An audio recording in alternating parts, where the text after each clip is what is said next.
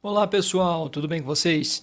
Estou gravando esse vídeo no dia da prisão dos dois suspeitos, dos dois acusados aí, que no caso o principal acusado, o pai do Henry e a mãe dele, o padrasto, desculpe. Bom, quem não está sabendo desse caso, vou explicar bem rapidamente. Poucas pessoas, creio eu. Esse rapaz à esquerda, esse senhor à esquerda, já tem por volta de 43, 44 anos de idade, é o padrasto desse menino que se chama Henry Borel. Esse senhor é o Jairo, doutor Jairo, doutor Jairinho, vereador no Rio de Janeiro, pelo Partido Solidariedade, Partido Social Cristão também, parece que foi partido dele. E o pai dele era deputado, foi deputado até 2019, deputado estadual no Rio de Janeiro, Coronel Jairo. Bom, é muita coisa atrapalhada nessa história e tem a mãe dele. Essa é a mãe dele mesmo, a mãe biológica. A mãe dele é a Monique, eu não lembro exatamente o sobrenome, Monique é alguma coisa Almeida. O que eu queria trazer desse caso, que está me chamando mais atenção, é que existe um volume enorme de evidências e reiteradas por diferentes testemunhas. O trabalho da Polícia Civil no Rio de Janeiro foi um trabalho muito bem feito, com parece que quase 20 depoimentos, diversas testemunhas.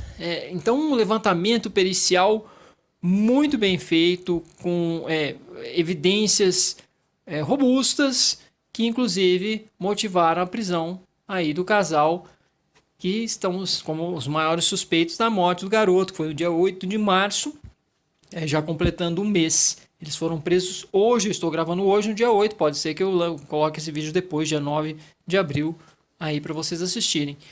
Mas as evidências são diversas, porque a partir do momento em que a polícia foi levantando evidências de que ele era o maior suspeito para, no final, até fazer a acusação e prender, porque eles estavam obstruindo o trabalho da justiça, é uma prisão por enquanto temporária, foram surgindo evidências reiteradas, inclusive de depoimentos, de testemunhas.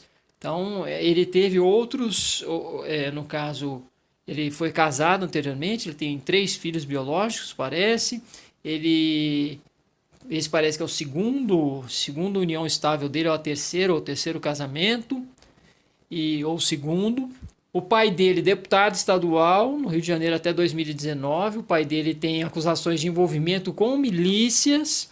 A partir do momento que eu vejo um dado como esse, fica um pouco mais claro para mim o campo de uma série de coisas, mas não é suficiente. Eu estou ainda chocado com tudo. Ele é formado em medicina, formou-se em medicina em 2004, logo depois já estava eleito como vereador, mais ou menos por volta dessa época.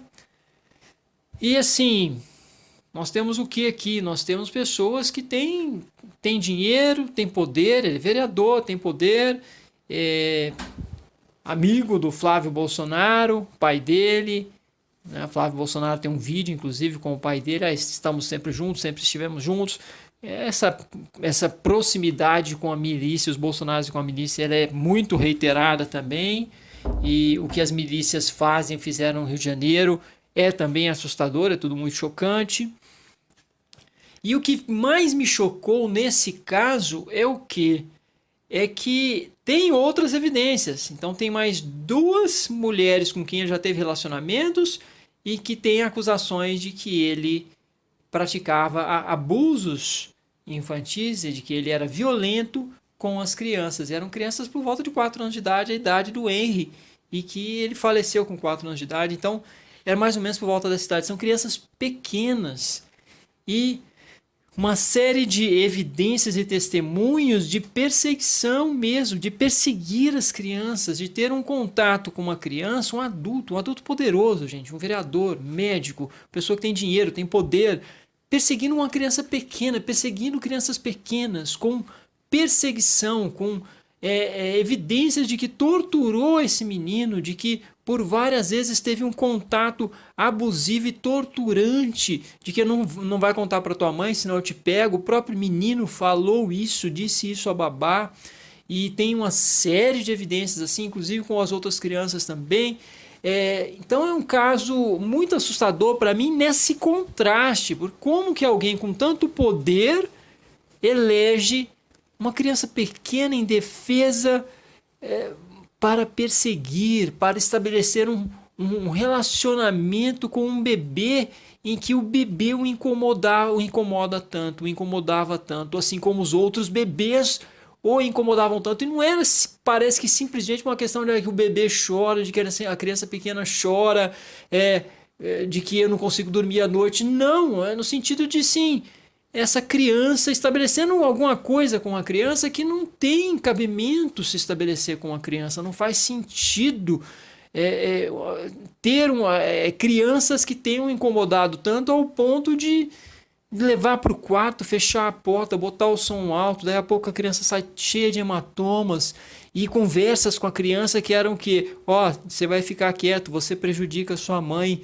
você fique quieto, senão depois eu te pego. E passou uma rasteira, a criança caía no chão, chute, e aí a criança foi encontrada com fígado rompido, pulmão, uma série de lesões de que foi barbaramente, atrozmente, de forma atroz, essa criança foi espancada.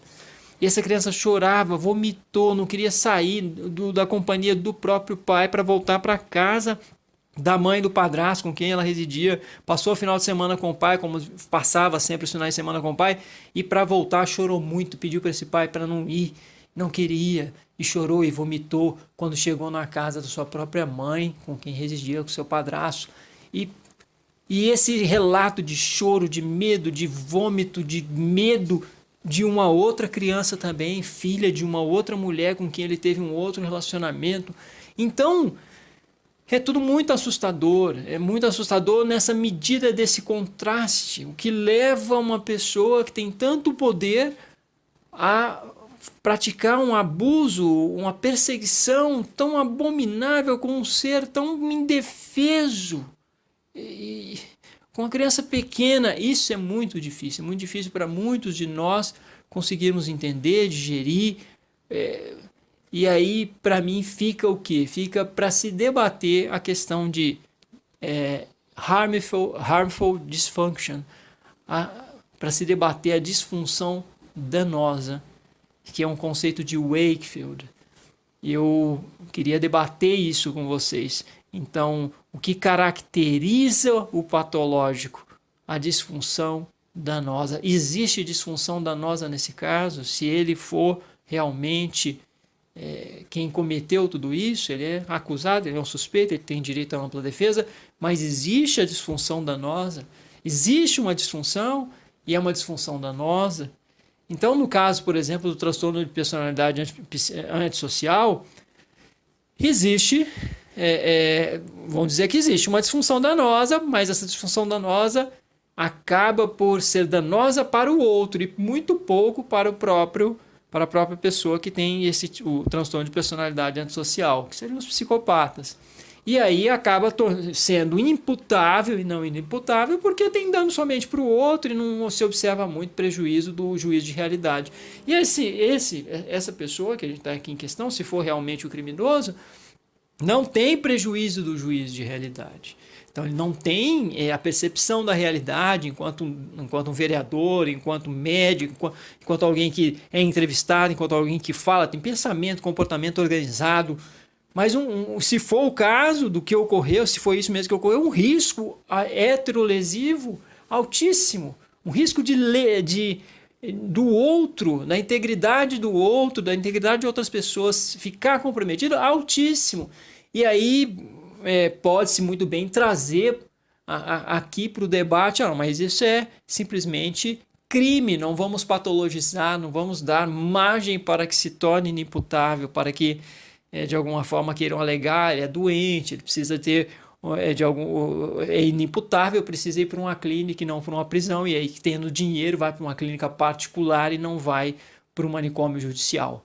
Então, acaba tendo a barra aliviada, acaba não sendo como muitos, numa perspectiva retributivista, acaba não sendo penalizado no modo que teria de ser e tal, que teria de pagar e aquela coisa, ser afastado do convívio social e para não oferecer risco ao outro e tal, tal, tal. Mas assim, se for comprovado sendo imputável ou inimputável, esse sujeito vai ter que ser retirado do convívio social por um bom tempo, né? Então esse é o ponto. Mas eu fico com essa questão da disfunção. É muito disfuncional, se for ele mesmo também. Essa é a perspectiva. Comportamento bem disfuncional. Alguém que tem tanto poder, de alguma forma, se voltar para crianças pequenas e causar esse nível de dano de forma tão incisiva, tão clara, tão evidente, é muito disfuncional. Disfuncional no sentido de que acaba irrompendo com comportamentos que o nível de desvio desses comportamentos ele vai uma hora prejudicar seriamente o próprio criminoso.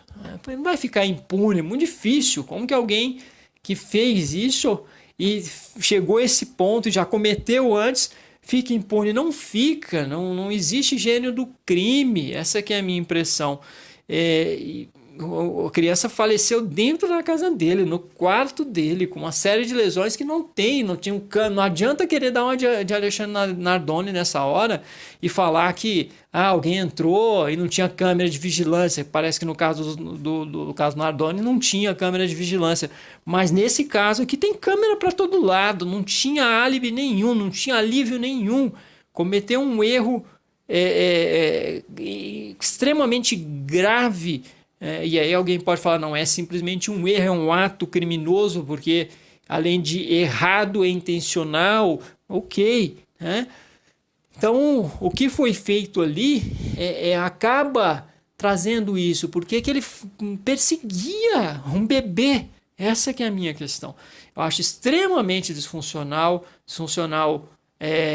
numa sociedade, e alguém que comete isso vai ser rapidamente pego e vai ser penalizado do jeito que ele cometeu. Então, muito disfuncional e danoso, né? Então, se existe elemento patológico, é a partir dessa perspectiva que pode se pensar nisso, tá? E não estou aqui para levantar bandeira de inimputabilidade para ninguém, porque é importante que as pessoas de alguma forma respondam, já falei isso em outros vídeos, respondam pelas consequências de seus atos, nem que seja por uma parte delas.